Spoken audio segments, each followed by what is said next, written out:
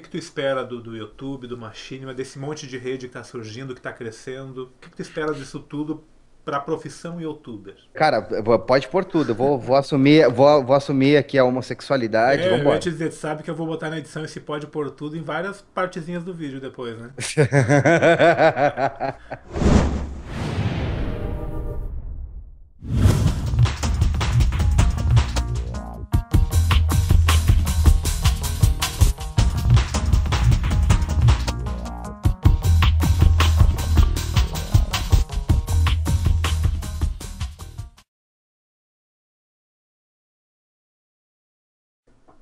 Então, aqui quem fala é Carlinhos, Carlinhos Troll, segue aí. Esse é mais um RA Entrevista, o número 10. Hoje com o Macaco, um cara que é um fenômeno da internet, o rei das lives, um dos gigantes da internet e um dos reis do Machinima Brasil. Vou deixar o Bom, Macaco se apresentar primeiramente. Te apresenta, olá Macaco. pessoal, olá pessoal, tudo bem com vocês? É um prazer estar aqui no vídeo do Carlinhos, que é um dos maiores mentirosos que eu já conheci. Que absolutamente tudo isso aí que ele falou a meu respeito é mentira, cara. Eu sou só um imbecil qualquer aí que começou a fazer uns vídeos na internet e não desistiu a despeito do que deveria ter feito. O Macaco ele teve em Los Angeles por quatro Já, meses, né? sim. É um pouquinho menos, eu acho. Foi tão corrido, cara, que eu nem lembro direito quanto tempo. Foi um pouquinho menos, foi quase isso, quase 4 meses. Então, como é uma área que a gente não pegou ninguém para entrevistar, o pessoal pediu, vamos entrevistar o Macaco para ver como é que é aquele lado de lá dos Estados Unidos. Show, Então, show. primeiramente, tu ficou então quase 4 meses. Tu ficou aonde Sim. lá especificamente? Em Los Angeles mesmo? Sim, eu fiquei em West Hollywood. Muita gente conhece a Rota 66 ali, que especificamente em West Hollywood tem o nome de Santa Mônica Boulevard, que é uma avenida bastante conhecida e com algumas curiosidades bem interessantes que eu vou falar para vocês aí conforme o Carlinhos for perguntando. Mas eu fiquei na Santa Mônica Boulevard mesmo e é coincidentemente a mesma avenida onde fica o escritório da Machinima lá em Los Angeles. E tipo assim, zona de rico, não? Sim, é uma zona muito cara, é uma zona bem cara. Eu, inclusive, cheguei a procurar apartamentos para alugar lá. E, assim, para mim é uma região inacessível. Tem um aluguel. Para vocês terem uma ideia, eu não sei como é que é aí na sua região, ô Carlinhos, mas eu vi apartamentos lá com um dormitório, um apartamento minúsculo, muito pequenininho, um dormitório, sala, cozinha, banheiro e US$ 2.600 de aluguel por mês. Porra, Bem, aqui eu pago bem 1.000, caro. Bem dois caro, bem dormitórios. facada. O que te trouxe para os Estados Unidos? Tu veio especificamente a trabalho ou foi a passeio junto? Foi um... Não, eu fui só para trabalhar. Eu recebi, foi uma história até bem engraçada, né? Eu já tinha um relacionamento com a Machinima, a Network, e eles me ligaram numa sexta-feira. Eles estavam com alguns problemas para os quais eles precisavam de ajuda, e eu ainda não trabalhava na Machinima, né? Eu era apenas um parceiro. E aí eles estavam precisando de ajuda, eles me ligaram numa sexta-feira pro nosso horário do Brasil. Eu agora estou no Brasil, era meia-noite. Para eles tinha 5 horas de diferença, né, naquela época. E aí eles me ligaram e falaram assim: Macaco, a gente precisa da sua ajuda. Você pode estar aqui na segunda-feira de manhã? E no dia seguinte, no sábado, eu arrumei minhas coisas, conversei com a minha esposa e arrumei minhas coisas e fui para lá assim de forma totalmente inesperada. Eles me pediram isso numa sexta e no sábado eu já estava entrando no avião para ir para Los Angeles e até então eu não trabalhava com eles. Eles falaram que iam pagar a minha viagem para eu ajudar um pouco eles e aí quando eu estava lá foi que eles me convidaram para trabalhar na empresa.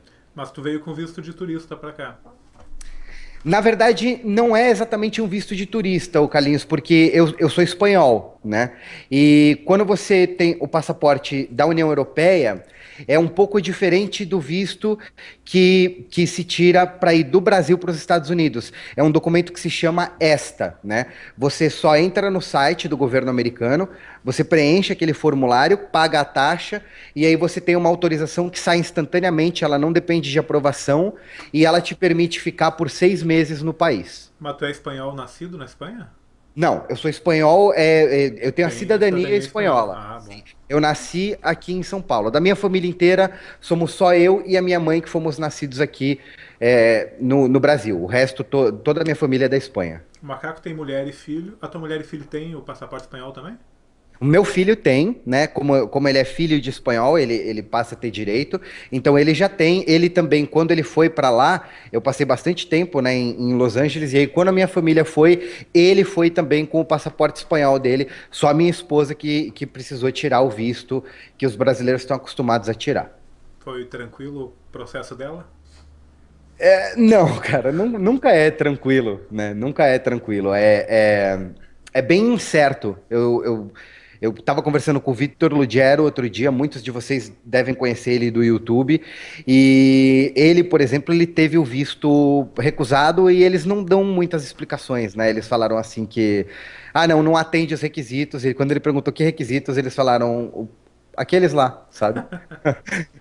Sabe aqueles requisitos? Então, aqueles lá, pô, você não conhece os Eu tive requisitos? 2 vezes o visto negado para tentar vir para cá antes de sair meu green card. O processo é complicadinho e continua até Sim, hoje.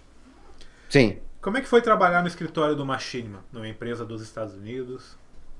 Olha, cara, foi uma experiência bem maluca trabalhar presencialmente lá no escritório, porque ao mesmo tempo que é uma empresa, fica claro que é uma empresa, né? Ou seja, o trabalho baseado em interrupção. Eu vou explicar para as pessoas, o Carlinhos, se você me permitir, Todo, o que que eu toda chamo vontade. de trabalho baseado em interrupção, tá? É, a maioria sabe, pessoal, que para você manter um funcionário trabalhando remotamente, né, na casa dele ou no próprio escritório dele, a empresa tem um custo menor do que manter o funcionário trabalhando presencialmente naquela empresa, né?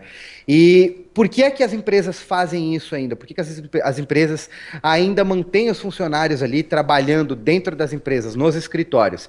Eles fazem isso porque eles podem interromper o trabalho do funcionário, acionar o funcionário na hora que eles querem para extrair alguma informação ou alguma ação dele, para que ele faça alguma coisa que a empresa precisa que ele faça imediatamente.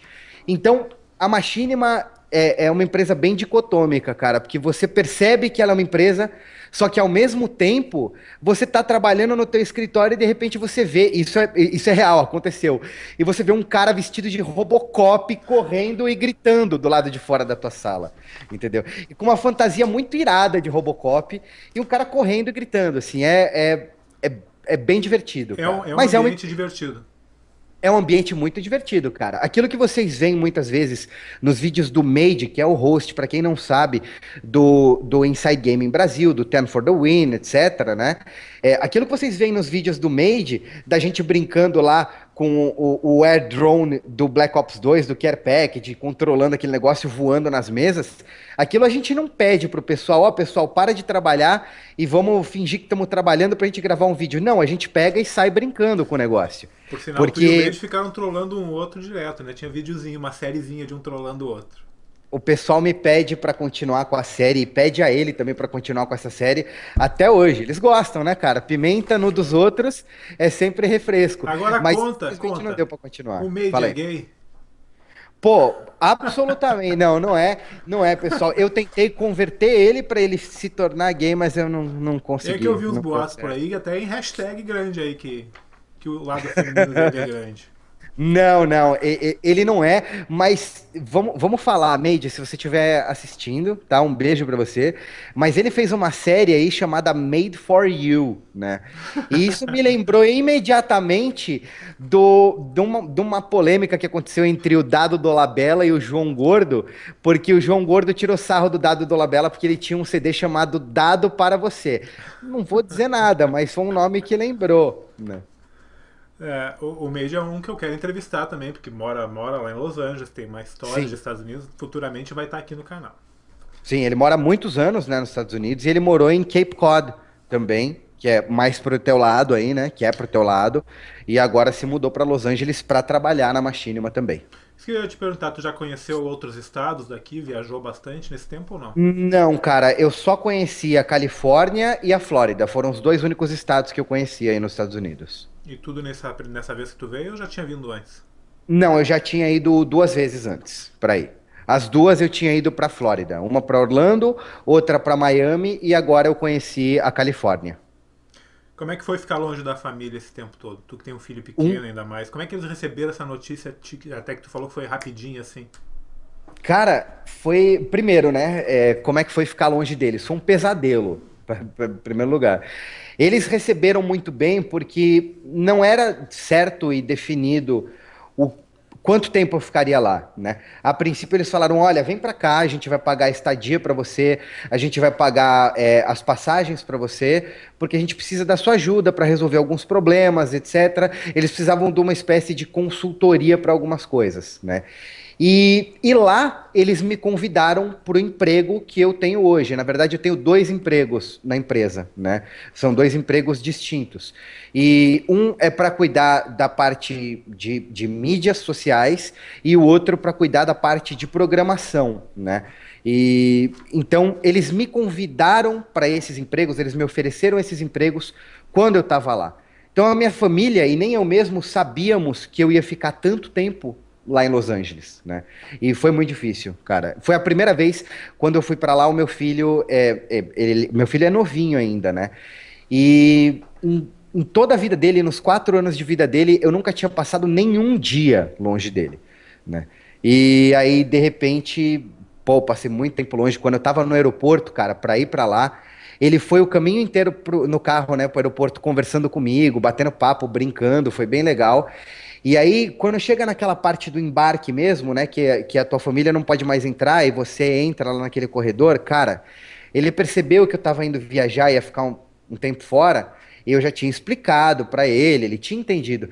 Mas ele, de repente, cara, grudou na minha perna e o olhinho dele encheu de lágrima. Cara, aquele momento provavelmente foi o momento mais difícil da minha vida, sabe? Pegar e entrar naquele corredor. Foi muito difícil, cara. O pessoal que me acompanha sabe que eu já mencionei esse fato que ocorreu contigo que tu falou no Twitter, porque eu tive uma situação parecida. Eu tenho um filho pequenininho no Brasil, da minha Uhum. ex-namorada, e foi a situação muito similar, assim. Criança sente bastante quando o pai se afasta e o pai acaba sentindo também. Sim, sim. Tu já Na hora veio que pra cá? eu andei no corredor, eu falava, puta, eu não vou conseguir, cara, eu não vou conseguir É entrar nesse foda. avião.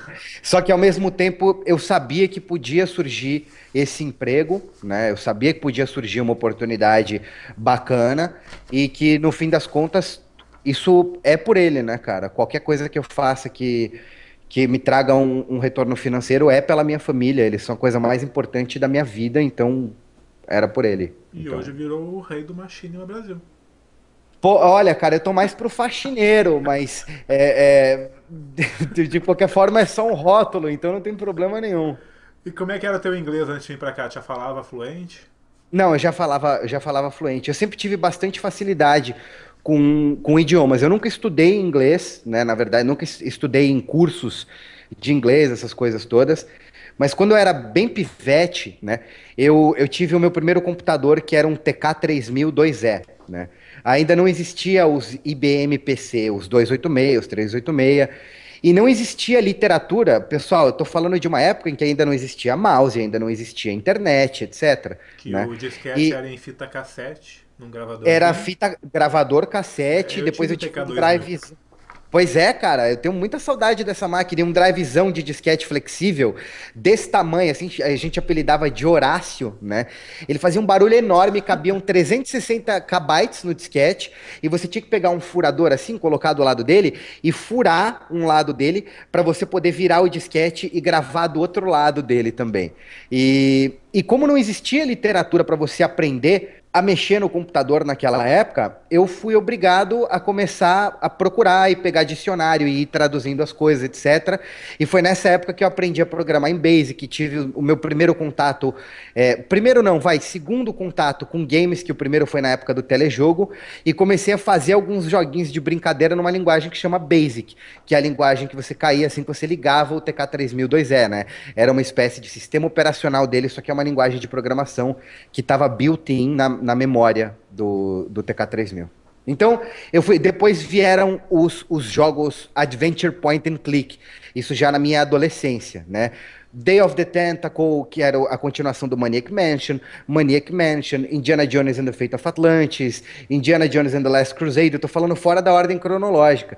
E esses jogos, né, os Adventure Point and Clicks, eu considero que eles foram os grandes responsáveis por me obrigar a aprender inglês, porque eu gostava tanto de jogar que às vezes quando eu tinha dificuldade numa tradução, eu ia lá, procurava a palavra. Então eu aprendi Porque eram jogos inglês baseados em literalmente. historinhas.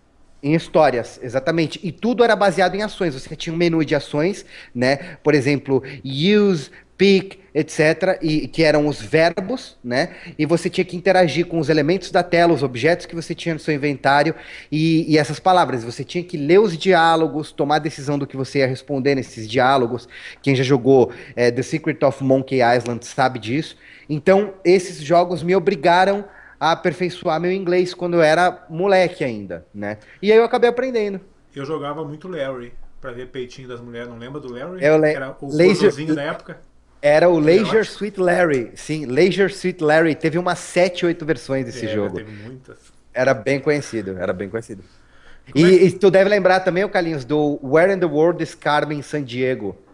Lembra desse também? Lembro, lembro. Eu sou dessa época do jogo dos point and click, eu jogava muito na época também. Foi outro jogo que também me obrigou a batalhar para aprender o inglês.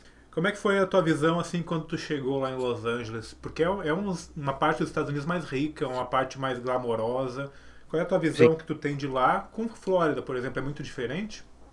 É, eu achei um pouco diferente, cara. Eu achei um pouco diferente. A primeira coisa assim que eu notei, né, em relação a quando eu cheguei a Los Angeles, foi a organização do lugar, sabe? O aeroporto me pareceu muito bem organizado, tudo na cidade parecia funcionar bem, sabe? Desde que eu pisei no aeroporto de lá até eu chegar no hotel para onde eu tava, nem sabia para que hotel eu iria, né? Eu tinha que chegar lá e fazer o check-in num hotel e depois a Machinima iria fazer o reembolso para mim, né, das minhas contas de hotel, da passagem, etc. Então eu procurei o hotel mais próximo do escritório para poder ir a pé para trabalhar e o meu primeiro contato me mostrou que a cidade funciona muito bem, que é muito organizado. Digo, aquela parte específica da cidade, né? Los Angeles é uma cidade que se parece com São Paulo, para quem conhece, no sentido dos contrastes, né? Tem lugares que são muito ricos, muito bem organizados, muito seguros, e outros lugares, em compensação, que a polícia não tem coragem de entrar, de tão perigoso que é, né? Porque lá é perto Então, de Tijuana, no México, perto. É alcançável, é é uma alcançável, sim. distância chegável. Então tem muito latino lá, tem muito mexicano, tem. Sim, tem muito mexicano, armênio, né? E russo também. E é engraçado que quando você anda por lá, né? Eu tive que ir no consulado brasileiro lá para mandar uma carta autorizando a minha esposa a viajar para lá com o meu filho, né? Que é uma exigência da Polícia Federal Brasileira. Quando você vai viajar com seu filho, se o outro cônjuge, né, é vivo, se o pai ou a mãe ainda são vivos e não estão juntos, ele tem que fazer uma carta e assinar, reconhecer, etc. E eu tive que ir lá no consulado brasileiro, etc. Cara, eu peguei muito táxi lá em Los Angeles, né, para me locomover. E é engraçado que eu costumo conversar bastante com todo mundo e os taxistas me contaram bastante a respeito da cidade e é muito bem dividido. Tem o bairro que é tipicamente mexicano, tem o bairro que é tipicamente russo, tem o bairro que é tipicamente armênio. É bizarro, cara. E tinham alguma zona de brasileiros lá ou não? Eu não notei, cara. Não fiquei sabendo. Pode existir, mas eu não fiquei sabendo de nenhuma zona específica de brasileiros. Então comida E brasileira tu não encontrou lá. encontrei sim, mas encontrei por recomendação de um colega de trabalho, que é o Turtle, né, que ele também trabalha na mesma empresa, e ele é um cara que ele é apaixonado por comidas típicas, então ele conhecia lá em Los Angeles todos os restaurantes com comidas que não são comidas locais, né, com comida mexicana, com comida brasileira, com comida vietnamita, etc. Então ele me recomendou uns lugares. O custo de vida lá é caro, além do aluguel que tu já falou, o restante, comida, essas coisas? Não, eu não acho, cara. Eu acho que o maior problema lá é o aluguel, é o valor que você paga com o imóvel. Por exemplo, eu já estudei bastante isso, porque eu avalio ainda a possibilidade de morar fora do Brasil com a minha família, né? E tudo lá sai mais caro do que aqui, em São Paulo, que é o lugar onde eu vivo atualmente. Menos o aluguel. A moradia lá é muito cara. A internet é mais barato, pô, o supermercado é mais barato, pelo menos, do que a minha região aqui em São Paulo. A única coisa que é bem salgada é o aluguel. Falando em internet, porque quem não sabe, ou quem não segue o Macaco no Twitter, o Macaco compra briga direto com a provedora de internet dele daqui, do Brasil, na verdade. E aqui tu teve internet super veloz. Quanto é que era a internet lá no Machine? Pelo que me falaram, era 1 gigabit full duplex, só que uma parte dessa conexão ficava reservada, né? Eles têm o equipamento, os roteadores, os load balancers lá, essas coisas, e uma parte ficava reservada apenas para live stream. Mas quando eu fazia o speed test que todo mundo conhece, que todo mundo faz, né, no speedtest.net lá, dava quase sempre 650 megabits de download e 450, 500 megabits de upload. Quanto dá pra Isso ti aí?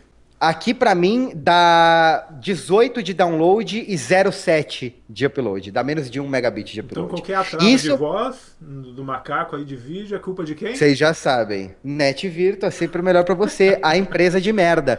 E pode falar que a empresa é uma merda aqui no seu vídeo, pode. Eles Carlinhos? não podem me É, atacar ó, nos Estados Unidos. Eu posso falar qualquer essa, coisa que for verdade. esse comentário reflete apenas a minha opinião. Fui eu quem falei, não o Carlinhos. Detalhe, o Carlinhos, dava essa velocidade, né? 650 de down, 450, 500 de up, sendo que a empresa tinha na época 240 funcionários trabalhando ao mesmo tempo, né? E recebendo vídeo, upando vídeo, etc. Então é uma coisa brutal a internet de lá, cara. E ela, esse tipo de internet, uma pessoa simples pode ter em casa? Pode contratar esse plano? Ou tu não sabe por lá? Não, nessa escala lá não tem, de 1 gigabit assim, não tem. Mas é bem comum você encontrar planos lá de 100 megabits, Aqui tem de 100 mega também. 100 megabits, 150 megabits lá. É bem comum e é mais barato do que eu pago nessa porcaria que eu assino aqui em São Paulo. Com certeza. A relação feliz tua com a net, né? Infelizmente é a única opção que tem, né, cara? Como diz o dono da quitanda, pra hoje é o que tem. Não tem jeito. Teve algum problema de adaptação nesse tempo que tu ficou lá ou foi tranquilo? Nenhum, cara, nenhum problema de adaptação. Tava quente lá, de acordo com eles, né? Com as pessoas que estão acostumadas a morar lá. Mas como eu vivo no Brasil, não fez nenhuma diferença. Inclusive, estava mais quente aqui em São Paulo do que lá, né? Quando eu cheguei.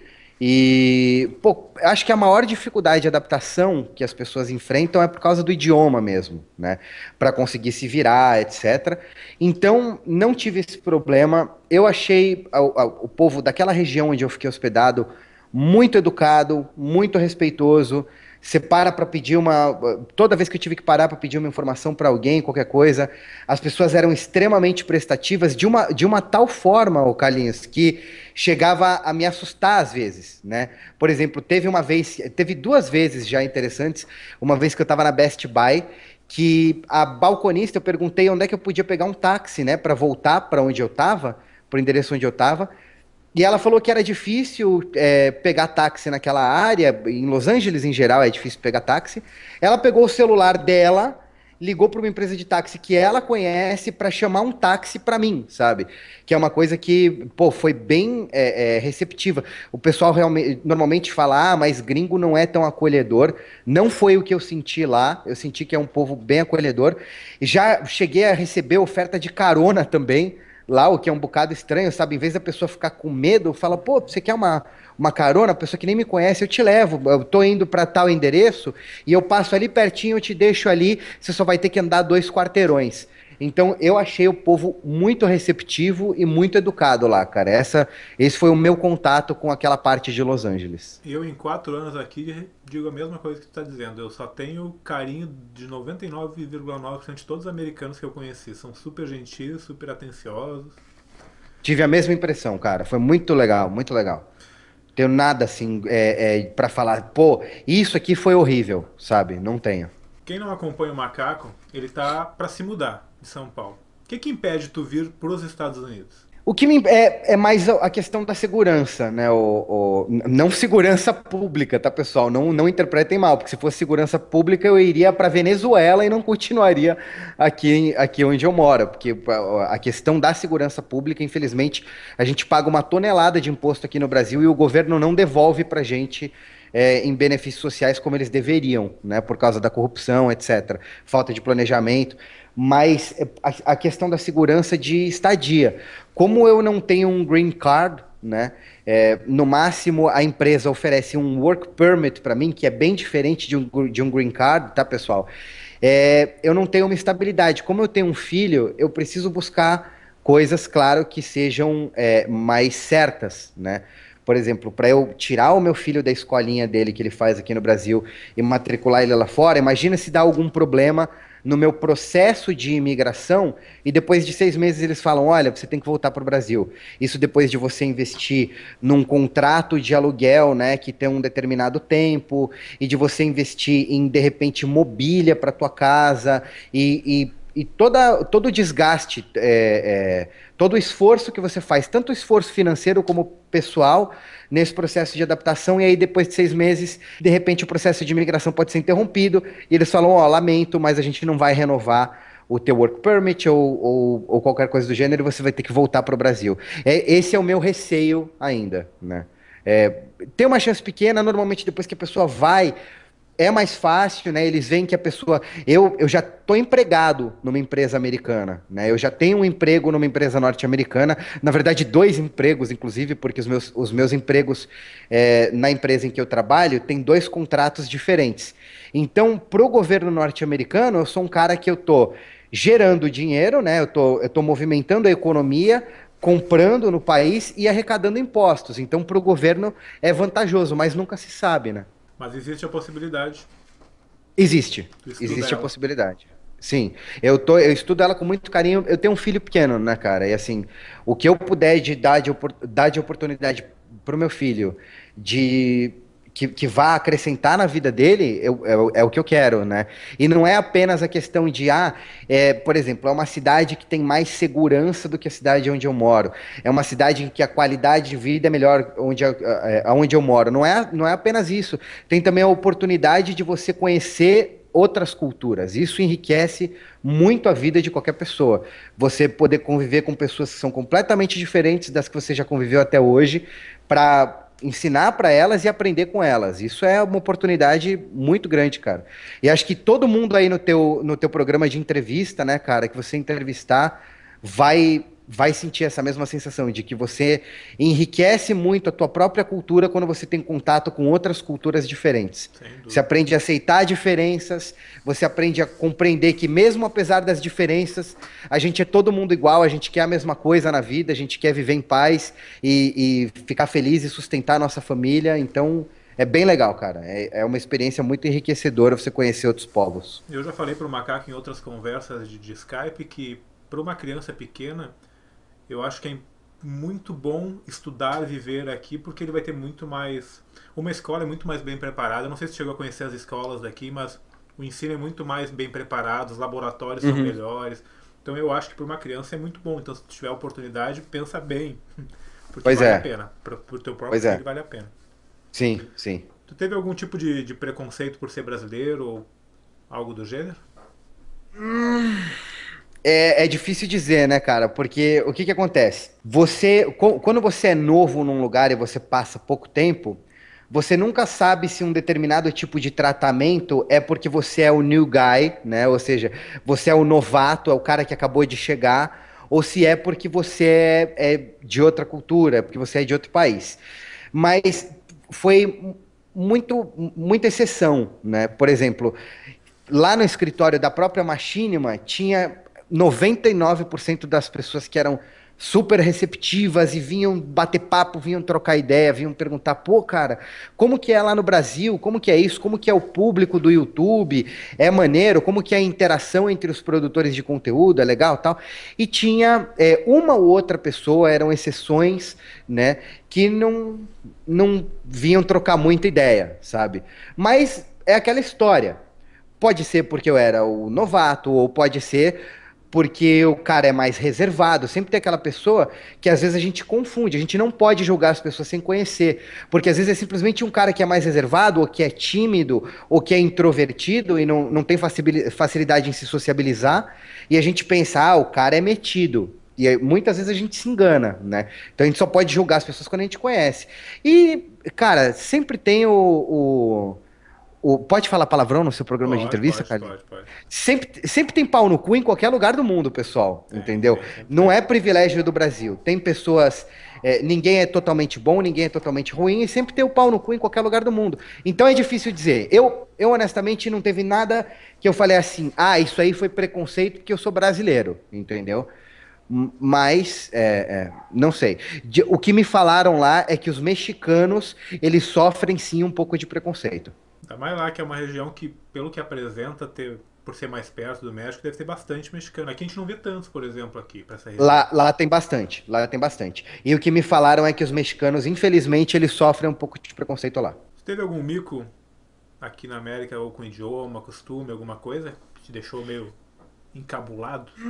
Não, cara, não tive. Eu não tive porque eu não tenho essa parte do cérebro, né? A parte do cérebro que é responsável por sentir vergonha, por timidez, essas coisas. Não tem. Eu, Tem, peri... tem os eu, canais do Macaco aqui, assistam o vlog dele e vocês vão ver o que ele tá falando agora. Ele faz o que dá na telha sem pensar duas vezes. exatamente. Eu devo ter tomado alguma pancada forte na cabeça quando eu era pequeno e falhou essa parte do cérebro. Mas nada.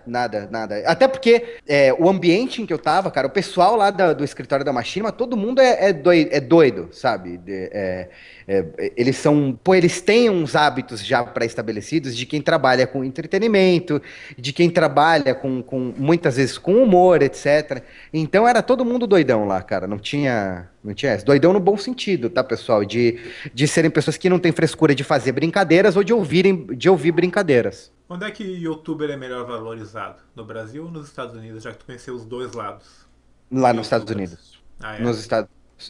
Eu acho que cara. Eu acho que aqui as pessoas ainda têm bastante preconceito, sabe? Tipo, se você, por exemplo, óbvio, né? Eu tenho os meus canais, que são uma das minhas fontes de renda, né? Mas eu não chamo por exemplo, um emprego convencional. Existe uma diferença, né, entre emprego e trabalho. Trabalho é tudo aquilo que você faz que recebe uma remuneração. Emprego é outra coisa. Emprego tem características diferentes, né? Emprego é quando uma empresa te contrata e tem toda uma série de requisitos, etc. E lá eles têm menos preconceito, por exemplo, quando você trabalha com produção de conteúdo. Se você virar para uma pessoa na rua e ela te perguntar, pô, o que que você faz? Se ela só fizer isso, né, para ganhar vida, se ela só fizer vídeos para o YouTube, a pessoa vai achar super normal. Você vai falar, olha, eu faço vídeos e publico esses vídeos na internet, né, e ganho dinheiro com isso. Um As pessoas parênteses. Eu tenho uma aceitam. camiseta que tá escrita assim, eu sou aquele cara do vídeo do YouTube, em inglês. E a Ah, gente já encontrou pelo menos umas 8 ou 9 pessoas em passeios em Nova York, tudo mais, com a mesma camiseta. Eu sou aquele cara da camiseta pois do é. vídeo do YouTube. Então tem bastante gente Não que. tem Sim, e não tem tanto preconceito, cara. Aqui tem muita gente que ainda tem preconceito com isso, né? Ou seja, não, mas onde já se viu, o cara tá ganhando dinheiro com isso não é, sabe? Isso não é emprego convencional. Aqui, no Brasil, o que eu percebo, cara, não só com o YouTube. Se uma criança, por exemplo, tá na escola, no ensino médio, por exemplo, e fala, eu quero ser um pintor. Eu quero ser um fotógrafo, eu quero ser um artista plástico.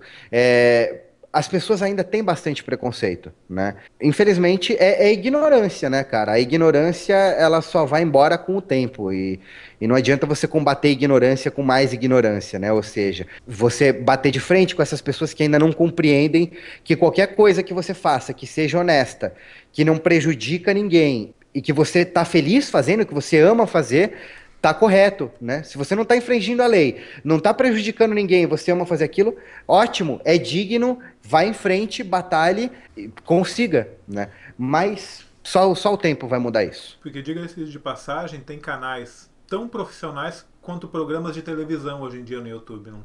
Super bem Tem, produzidos. E dá tem. trabalho. Tu trabalha com vídeos, tu tem 2 canais, tu sabe que dá trabalho. Às vezes o cara fica, como tu mesmo faz um. Tu fala que tu fica tipo 8, 9 horas jogando um game pra botar um vídeo no ar. Sim. Então dá trabalho Como eu- manter o canal. sim. O que que acontece, pessoal? Como eu tenho 2 empregos além dos meus 2 canais, já deixando claro, é uma curiosidade a meu respeito, o que eu amo fazer são os meus canais. Tá? Os meus empregos são algo que é necessário para mim, óbvio, para eu conseguir sustentar a minha família, né? Porque o YouTube não dá tanto dinheiro assim, a não ser que o cara seja muito bem sucedido, já tenha conquistado um sucesso muito grande. Então, por exemplo, agora, como eu tenho 2 empregos, eu não tenho muito tempo. Então, quando eu vou gravar uma série, eu tô fazendo a série do 007 GoldenEye Reloaded e do God of War 3 no meu canal de jogos. E como eu tenho pouco tempo, eu fui obrigado a pegar um dia que eu tava empolgadão para jogar videogame e gravar tudo de uma vez. E aí agora eu vou lançando os episódios, eu só corto o vídeo, faço a edição, né? O fade in, fade out, aquele teaserzinho, o previously, né? Aquele comecinho que diz, no episódio anterior teve isso, isso, isso. Então, dá bastante trabalho. E já cheguei a passar, por exemplo, na série de corrida que eu tô fazendo, eu passei 9 horas editando o primeiro episódio. São várias inserções, etc. Então é trabalhoso, né? Toma bastante tempo. Mas é o que eu amo fazer, cara. Para um youtuber, é melhor ser um youtuber no Brasil ou nos Estados Unidos? Eu digo em questões técnicas, tipo internet, velocidade, que te atrapalha. Uma vez estou reclamando para o upload demora muito mais. Com certeza, cara. O meu episódio 5 da série de God of War é um episódio de GoldenEye. É um episódio que tem 12 minutos, não é um vídeo tão grande, é por volta de 12 minutos. E o meu upload falhou 2 vezes, eu tive que upar o vídeo 3 vezes, e na terceira demorou 7 horas para eu fazer o upload. Porque eu faço encoding com bitrate alto, para o vídeo manter uma qualidade legal no YouTube, etc. E o meu upload aqui é muito ruim. Então, aí é muito mais fácil, né? Por causa da internet, é bem mais tranquilo. E também mais rentável, né, o Carlinhos? Eu ia te perguntar, até deixei passar batido, pergunta minha, pessoal. Uhum. Os vídeos hoje, que são voltados para um público gringo, rendem mais do que para um público brasileiro? Tipo, Se o vídeo for... Sim. Sim, se o vídeo for voltado para o público norte-americano, sim, ele rende mais. Por quê? Qualquer mercado, pessoal, é regido, né, por oferta e procura. E o que que acontece? Nos Estados Unidos já existe mais procura de espaço para vender publicidade na internet. Existem mais empresas ainda nos Estados Unidos. Aqui, isso no Brasil está crescendo. As networks, elas estão trabalhando para aumentar. Eu acredito que todas as networks estejam no mesmo caminho, tá? Ou seja, trabalhando para aumentar a venda de publicidade no YouTube, por exemplo, né? Falando das networks que trabalham com essa plataforma midiática que é o YouTube. Só que lá nos Estados Unidos já tem muito mais empresa fazendo anúncios no YouTube. Então, consequentemente, eles têm um CPM lá melhor do que o que nós temos aqui. Porque eu comentei numa entrevista, não me lembro se foi com a Flávia, uma americana de maquiagem que eu fiz aqui. Aqui as televisões novas já vêm com o software do YouTube embutido. Tu vê YouTube na TV, porque elas todas têm Wi-Fi. Então todas as TVs novas já tem YouTube na TV. Tu não precisa nem assinar uma TV a cabo, por exemplo. Já tem YouTube na própria televisão. Então a tendência é que o YouTube cresça cada vez mais, que seja uma nova televisão, tendo dinheiro entrando para quem produz conteúdo. Inclusive esse layout novo que está chegando aí, né, do YouTube, um dos objetivos dele, um dos objetivos estéticos dele, ele tem várias propostas, né, vários objetivos, mas um dos objetivos estéticos é que você consiga fazer uma identidade visual para o seu canal no YouTube em qualquer plataforma. Tem gente que assiste no smartphone, tem gente que assiste num tablet, no iPad, e tem gente que assiste na TV. Eu acabei de comprar uma Smart TV aqui da Samsung, né, e ela já tem também o software do YouTube embutido, ela tem Wi-Fi e tal. E com o novo layout, você vai ter uma identidade visual para o teu canal quando você for assistir na TV, quando você for assistir no celular, quando você for assistir no iPad.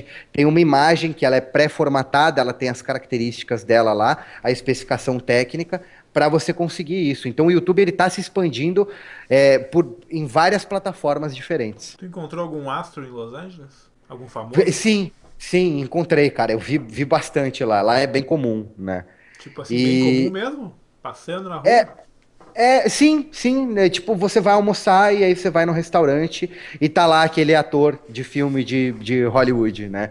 Eu encontrei uma menina, eu não me lembro o nome dela agora, uma menina super bonita que trabalha pra MTV americana, uma artista de filme hollywoodiano que fez um filme que chama De Repente Amor, uma comédia romântica, ela é bem engraçada e tudo mais.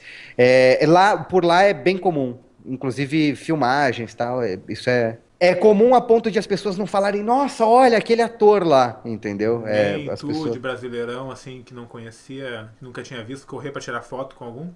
Eu não corri pra tirar foto, cara. Eu tava com tanto trabalho que eu falei, não, deixa pra lá, não dá tempo não. Conheceu a madrugada de Los Angeles à noite? Não. Infelizmente não, cara. Na verdade, eu fui em dois bares lá, né? Um deles, inclusive, é muito legal, um lugar que se chama Surly Goat. Foi recomendação de uma amiga que trabalha lá na empresa também. É um bar que é uma mistura de bar, casa noturna e tem vários fliperamas antigos. Tem Pac-Man, tem várias máquinas de arcade antigonas. Tem, inclusive, no meu Instagram lá uma foto com um arcade originalzão lá do Pac-Man antigaço. E eu achei interessante isso, uma casa noturna com tinha mesa de sinuca, tinha um monte de coisa e tinha uma seção de fliperamas do lado. Achei bem legal. Mas casas noturnas mesmo, né? Gogô? Os clubs eu não consegui Nenhuma conhecer gogô? nenhum. O que que é gogô? Aquele dança de peitinho de fora. Dança de Ah, peitinho. não fui, mas tem bastante lá, viu, cara? Não foi por Aqui tem falta de muito também. oportunidade. Tem muito Ou, strip club, cara. ou essa Muito. resposta é porque a macaca vai ver o vídeo.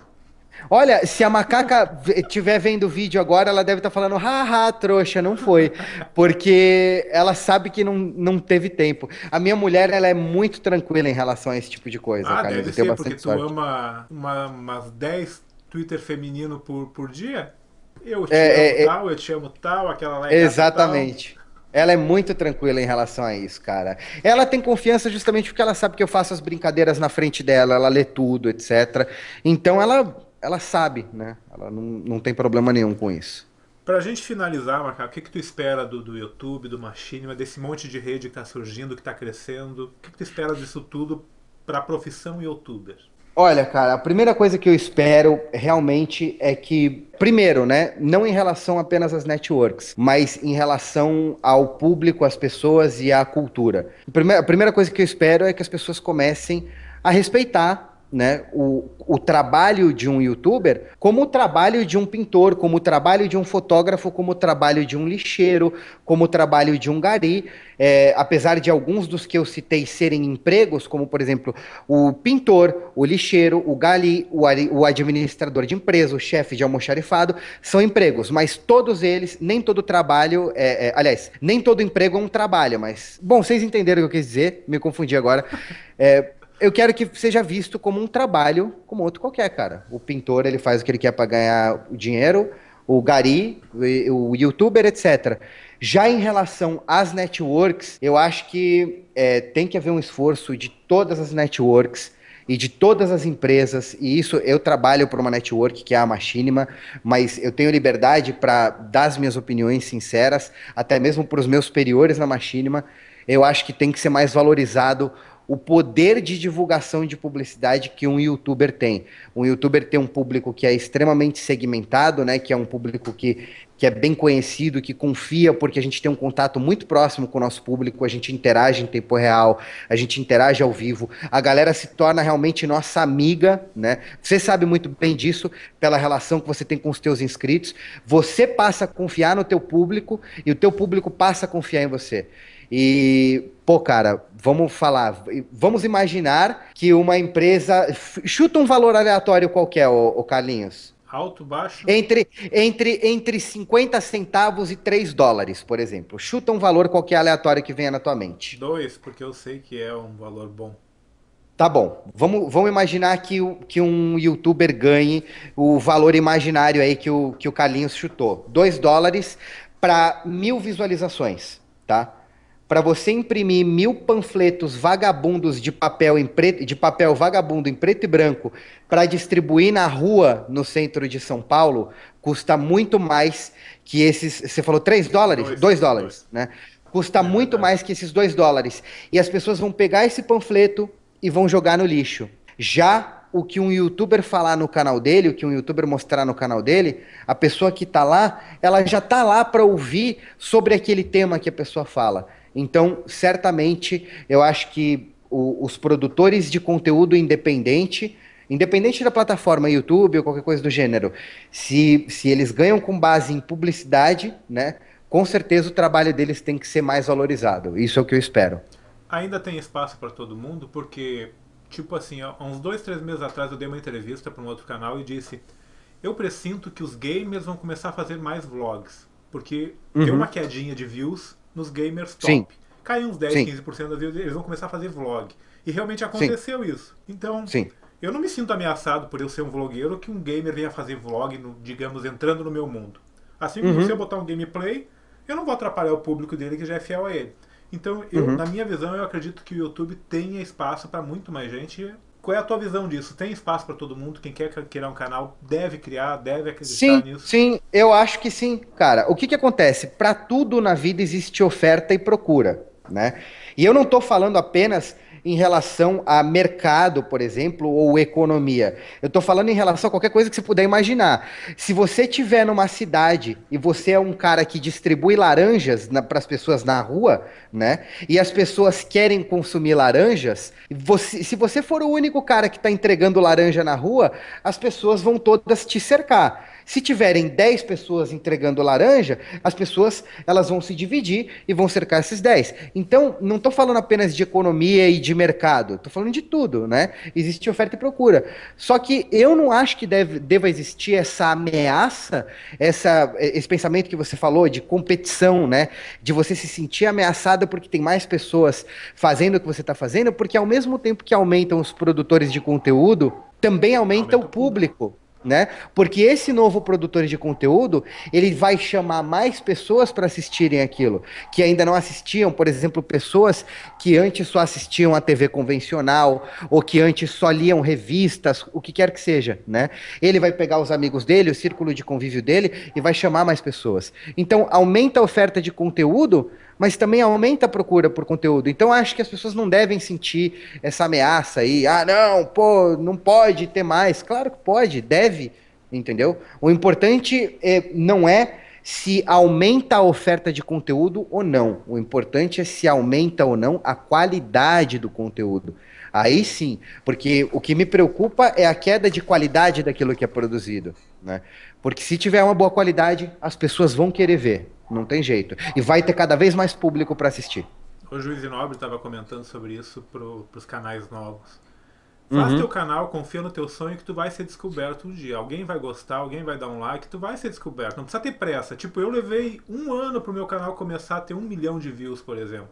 Então Sim, demora, pode ser um processo demorado, tem que acreditar e ir atrás. exatamente. Macaco, obrigado. Eu sei que o teu tempo é extremamente curto. Eu sei Pô, que. foi um prazer estar aqui Pô, o prazer contigo, é meu, cara. cara. Eu, Foi eu muito conheci o legal. Macaco há pouco tempo e, tipo assim, a Verdade. gente está se tornando amigo muito mais do que a relação de diretor e chefão, Com certeza. rei do Com certeza machinima. absoluta. Com certeza absoluta. O Carlinhos é um cara que ele não é legal, tá, pessoal? Eu não gosto dele.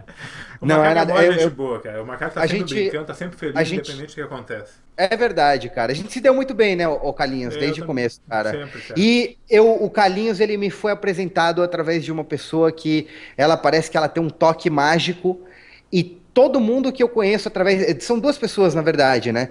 Todo mundo que eu conheço através dessas duas pessoas é uma grata surpresa e acaba se revelando uma pessoa importante na minha vida, que são o Sapeco e a Sapeca, né, cara? Que eu tô tentando convidar a Sapeca pro RA Entrevista tem tempo e ela tá com vergonha de aparecer na câmera. Convida ela, Macaco. Eu convido, mas na câmera você vai ter dificuldade. Ela talvez coloque uma imagem bonitinha assim no lugar e na câmera ela é reservada. Eu Mas, sei. pô, seria uma entrevista Ela disse pra mim que vai maravilhosa. pensar. Ela disse pra mim que ia pensar Show, da câmera. show. Sapeca, eu sei que você vai assistir isso, porque ela sempre assiste os teus vídeos e participe da entrevista Porque ela do brincou Carlinhos. comigo que ela ia ser minha fada madrinha e ia levar meu piloto pra tu assistir. E aí eu brinquei com ela. Então, fada madrinha tem que me dar 3 desejos. O segundo é a entrevista. Sim, Então ela sim. tá pensando. Pois é, cara, pois é. E um beijo pra ela, um beijo, Sapeca, e pro Sapeco também. Macaco, muito obrigado. Eu vou deixar os canais na Valeu, descrição, Carlinhos. lógico. Quer deixar um abraço pra todo mundo? Um tchau? Fica à vontade, Macaco. Pô, pessoal, obrigado por assistirem. E se você tiver gostado aí do programa dessa vez, da entrevista dessa vez, avalia o vídeo, porque ajuda pro Carlinhos saber se vocês gostaram ou não. E também ajuda na divulgação. É isso aí. Obrigado por assistirem. Eu que agradeço. Se gostou, dá joinha, compartilha, se inscreve no canal. Vê meus quadros no Machinima Brasil, lá que eu tenho quadro lá. Eu tenho contrato por muito tempo, de acordo com o Macaco. Ele que me paga o meu salário, ó. Exatamente. Então, de Exatamente. acordo com ele, eu tenho o ano E inteiro lá. é um quadro sensacional, até porque traz a oportunidade para pessoas que nunca foram para os Estados Unidos de conhecer lugares lá que não tem por aqui. Não percam os quadros do Carlinhos por lá. Obrigado. Gostou? Joinha, compartilha, se inscreve no canal. Volto depois.